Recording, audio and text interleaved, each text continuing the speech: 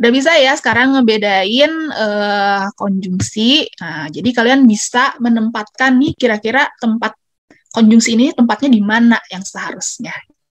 Betul yang nomor 10 ini tidak perlu diperbaiki.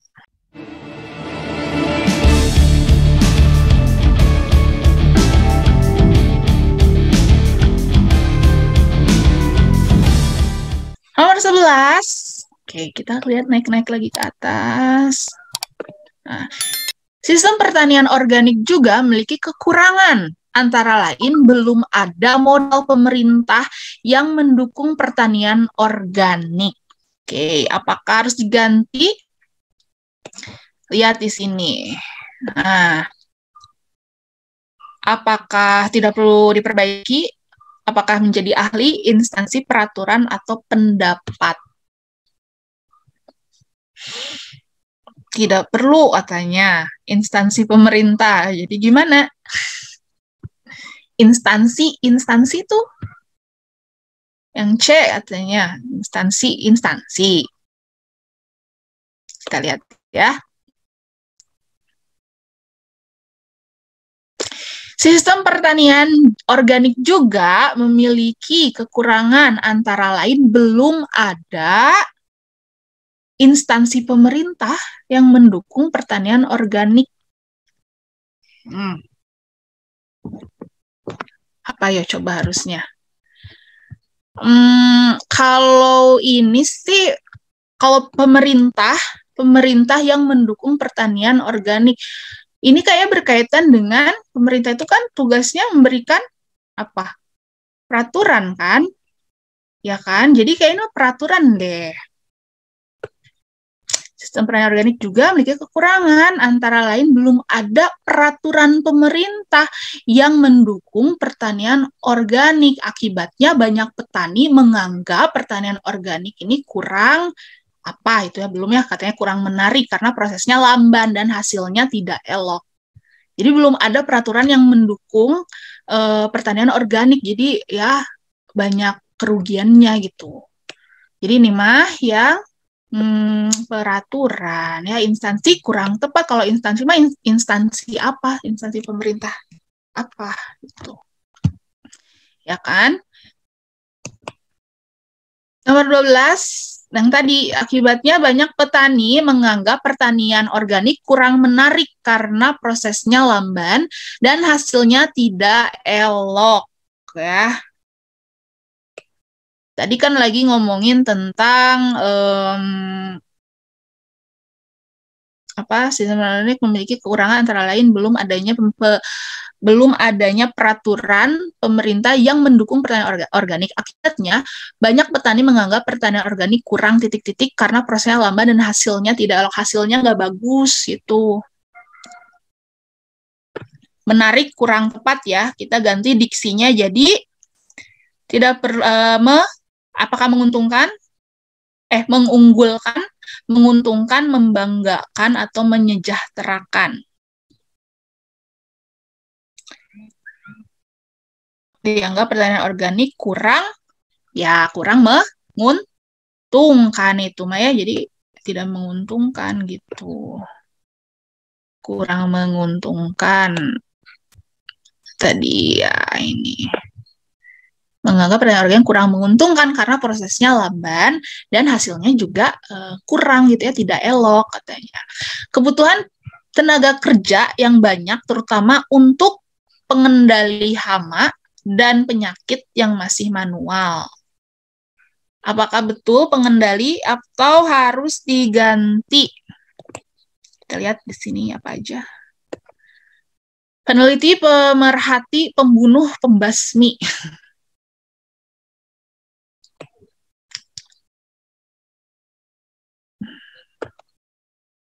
Gimana nih? Kebutuhan tenaga kerja yang banyak terutama untuk, kalau peneliti nggak mungkin, pemerhati juga tidak ya, pembasmi pembasmi hama, terutama untuk pembasmi hama dan penyakit yang masih manual. Ya, iya sih, tapi kalau pembasmi berarti harus 100% si hama itu teh hilang gitu ya. Jadi ini mah lebih tepatnya ya udah ini mah pengendali hama. Jadi si hama dikendalikan gitu. Lebih tepatnya itu. Lagian kan ini orang ya, orangnya kan tenaga kerjanya kan, bukan si alatnya untuk apa kayak pestisida itu mungkin bisa untuk membunuh hama, tapi kalau orangnya namanya pengendali hama. Jadi nggak perlu diganti ya ini mah. Kemudian selanjutnya, gampang-gampang susah ya ini ya. Oke, selain itu penggunaan pestisida organik kurang mudah karena belum ada di pasaran sehingga harus membuat sendiri. Apa coba kira-kira, apa nggak perlu diganti? Kurang cepat, kurang ramah, kurang efektif, atau kurang praktis? Karena harus membuat sendiri. Kalau efektif itu kan kayak mujarab, manjur, efektif tuh. Ya kan?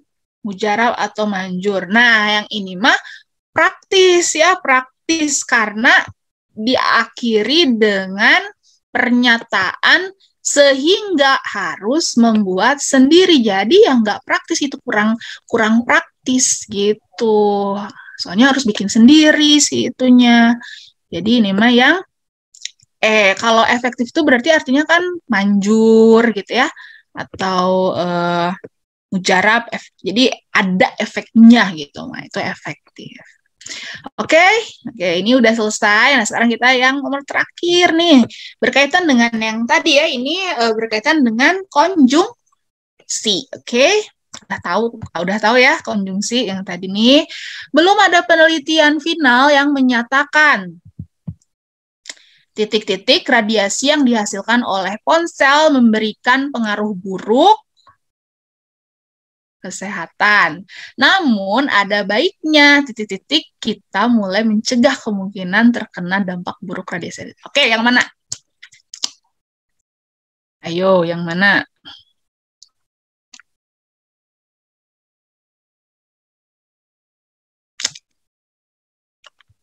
Oke, ada nih. Yang B bukan Kak? Kata Agni yang B, kata Putri yang B. Oke, kita baca dulu ya yang B nih ya. Belum ada penelitian final yang menyatakan bahwa radiasi yang dihasilkan oleh ponsel memberikan pengaruh buruk bagi kesehatan. Namun ada baiknya jika kita mulai mencegah kemungkinan karena dampak buruk radiasi sejak dini. Iya, betul ya, ada konjungsi bahwa itu kayak penerangan, bagi itu kayak tujuan gitu ya, bagi kesehatan tujuannya. Namun ada baiknya jika kita mulai mencegah kemungkinan, jika kayak dia maksudnya kayak pengandaian sih ya. Ini juga betul. Jadi jika kita mulai mencegah kemungkinan karena dampak buruk. Betul, jadi yang B ya. Begitu. Coba ada yang tanyakan dulu? Ada yang masih bingung tentang konjungsi tadi?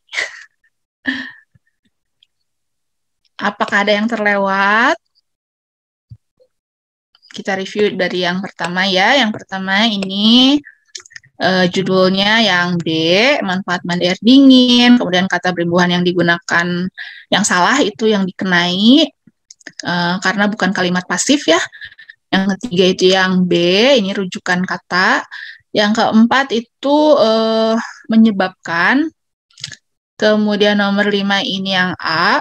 Yang nomor 6D ada seperti tadi itu.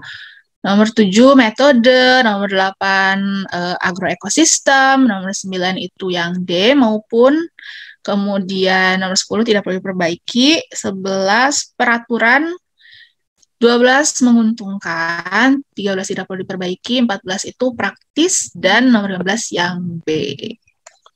Begitu. Sudah selesai adik-adik, gimana, ada yang bertanyakan dulu?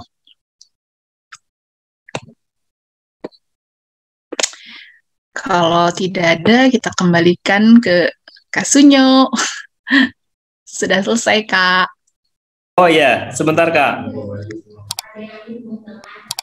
Halo, halo. Ya. Terdengar nggak Kak? Sudah terdengar, Kak. Oh, terdengar ya. Maaf. Sudah selesai Kak? Sudah selesai, Kak. Alhamdulillah. Oh, alhamdulillah ya. Tapi kayaknya masih kurang buat teman-teman kelas 12 nih. Oke, tadi sesi pertama kita udah bahasa Inggris, sekarang kita bahasa Indonesia. Barusannya di pemahaman bacaan dan menulis ya. Meskipun tesnya nggak ada tes menulis sebetulnya ya nanti ya, cuma di sini ada konsep-konsep yang lebih ke kaidah kebahasaan mungkin ya. Ada yang mau ditanyakan? Halo, siapa nih mau bertanya? Siapa ya yang mau bertanya ya? Gema mau nanya, Gema? Enggak, Kak. Enggak. Oh, Gema tuh. Oh, Gema ya udah. Siapa yang mau bertanya dong? Ayo nanya, mumpung kita beri kesempatan untuk bertanya ke Kak Trina nih mengenai PBM ya. Jadi tes bahasa Indonesia di TPS itu adalah tes PBM, pemahaman bacaan dan menulis ya. Jadi untuk adik-adik semua ya yang kelas 12 ini nih, tolong ditingkatkan ya nilai TPS-nya. Kayaknya ke umumnya nih universitas menerapkan 60% untuk TPS dan 40% untuk TKA-nya. Jadi lumayan gede nih si bobot TPS untuk masuk ke UTBK. Usahakan mencapai nilai angka 600 kalau bisa ya. Kalau misalkan susah ya terus terlatih lah, insya Allah bisa lah 550, tapi yang TKA-nya juga harus gede ya. Ini kan nggak harus menghitung seperti apa ya. Kalau kuantitatif itu udah masuk matematika dasar nantinya.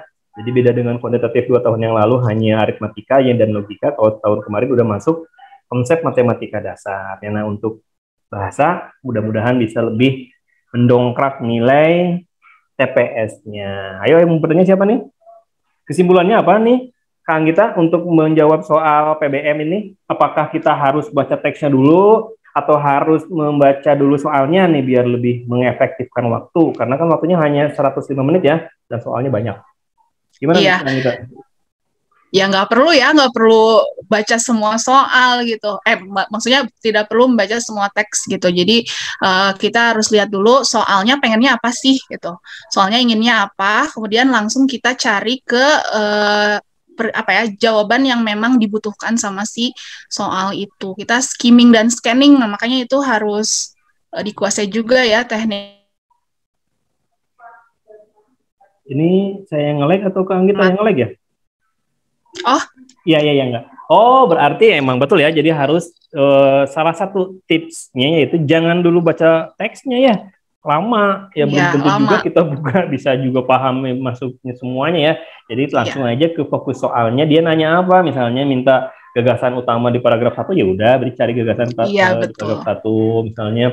Makna ini apakah harus perbaiki ya? Lihat di situ bener nggak kalimatnya? Kalimat gitu ya. Misalkan kalimat di paragraf di kalimat keempat, langsung aja lihat di kalimat keempat yang mana gitu. Jadi salah satu tipsnya jangan baca teksnya dulu tapi soalnya dulu ya. Soalnya. Dan hati-hati juga mengenai kebahasaan tadi ya, karena beberapa kata juga sangat berpengaruh terhadap maknanya nantinya ya. Betul. Selain juga pemahaman dalam hal penguasaan. Kalau dulu mah EYD, kalau sekarang tuh apa PUBG ya. Iya, hati-hati sama kata baku, kata tidak baku, cara penulisan yang benar seperti apa, ya itu sih agak sulit di situ ya.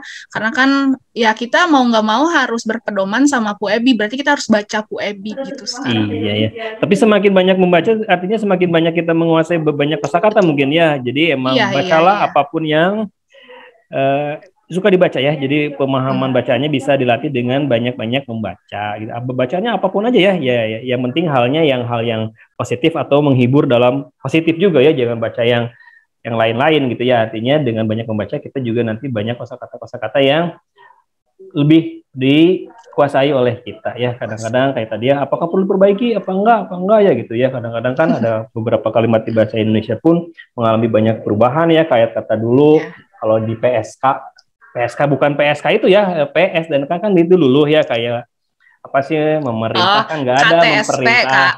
KTSP ya.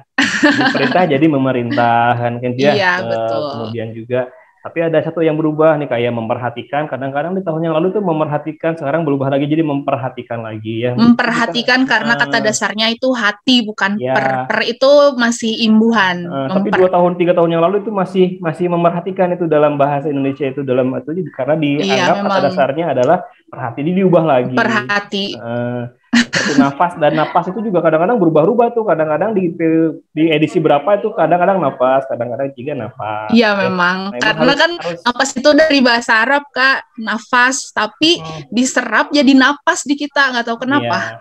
Dan itu pun mengalami perubahan ya, tahun lalu, beberapa tahun yang lalu di edisi 2000 mungkin ya, itu pernah jadi nafas, dan balik lagi ke yang terbarunya seperti apapun harus kita banyak-banyak update untuk seperti itu ya. Gitu. Kalau percaya mah tetap aja yang mempercayai ya, jadi nggak luluh ya, meskipun kata dasarnya percaya ya. Gitu. Nah, ada lagi yang mau tanyakan? Ada lagi yang mau tanyakan? Perasaan nggak ada yang nanya ya dari tadi. Oke, kalau nggak ada, mudah-mudahan bermanfaat ya untuk momen hari ini. Ini mudah-mudahan nanti recordingnya juga bisa kualitasnya bagus. Mohon maaf nih, sinyal di sini agak sedikit terkendala. Nanti kalau kita lihat dulu, kalau emang ternyata bagus, nanti kita upload juga ke YouTube. Ya, di YouTube juga udah ada tuh beberapa pembahasan dari Katrina ya untuk bahasa Indonesia dan bahasa Inggris. Boleh teman-teman lihat di sana ya untuk mempelajari lebih lanjut, karena kita harus banyak-banyak belajar mandiri untuk soal TPS ya, dan mudah-mudahan yang di sini semua join di sini mendapatkan kemudahan lebih untuk lulus nanti di UTBK ya. Bukan artinya yang nggak join enggak ya, cuman kita memberikan ya mudah-mudahan lebih gampang lah untuk lulusnya ya. Oke, adik-adik semua, teman-teman semua anak-anak kelas 12 di sini, mudah-mudahan bermanfaat ya. Terima kasih banyak Katrina untuk mengisi narasumber di pagi menuju siang ini. Mudah-mudahan bermanfaat bagi kita semua. Kita tutup dengan ucapan alhamdulillahirabbil alamin. Kita jumpa lagi di momen-momen pembahasan untuk soal UTBK di momen selanjutnya. Terima kasih banyak semuanya. Kakak tutup. Wassalamualaikum warahmatullahi wabarakatuh. Oke, Waalaikumsalam warahmatullahi wabarakatuh.